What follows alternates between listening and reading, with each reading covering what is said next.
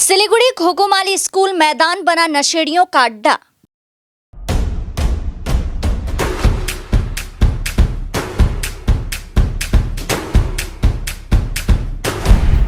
Stay tuned.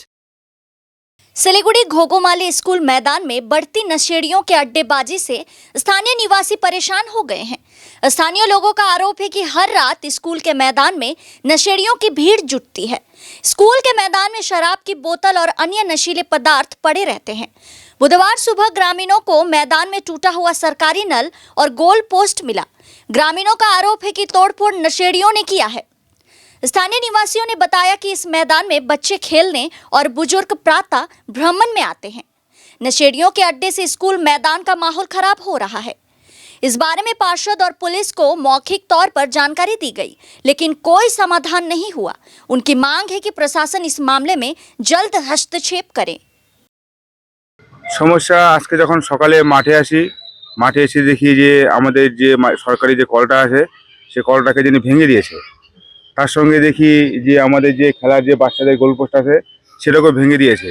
এর আগেও মোটামুটি ৩-৪ বার পোস্ট জ্বালিয়ে দিয়েছে, বারে বারে সরকারি কলটাকে ভেঙে দিচ্ছে। আর রোজ সকালে যখন মর্নিং ওয়াক করতে আসি মাঠের যে কোনো সব সাইডে বোতল পড়ে থাকে, মানে এই জন্য একটা খুব বাজে প্রভাব পড়ছে। একটা মদের বোতল, তারপর ইঞ্জেকশনের সিরিজ, বারবার জানানোর পরে কোনো ব্যবস্থা নিচ্ছে না প্রশাসন।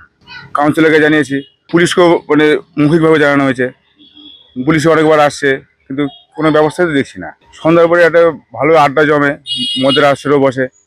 কি বলবো এগুলা কথা, নাহলে মদের বোতল কোথা থেকে পড়ে থাকে মাঠের মধ্যে। আপনারা তো বোতল দেখলেন এখনই। এর একটা সুষ্ঠু একটা ব্যবস্থা যাচ্ছি, যে যারা এইসব কাজ করছে, যারা এই খেলাধুলাকে বন্ধ করতে যাচ্ছে, স্কুলে কল ভেঙে দিচ্ছে, সরকারি সম্পত্তি নষ্ট করছে, স্কুল থেকে ওই 8 থেকে 10টা সাইকেল চুরি হয়েছে, আমাদের ক্যাম্প থেকে মোবাইল চুরি হয়েছে।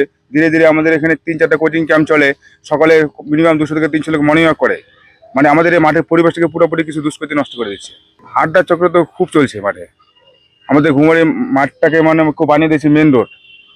যে কেউ যেভাবে খুশি গাড়ি নিয়ে ঢুকে যাচ্ছে, স্কুল মানে খেলাধুলা, স্কুল ছাত্র থেকে শুরু করে খেলাধুলাও আহত হচ্ছে গাড়ির অ্যাক্সিডেন্টে। মাঠের মধ্যে এই অবস্থা হলে মেন রোডে কী হবে?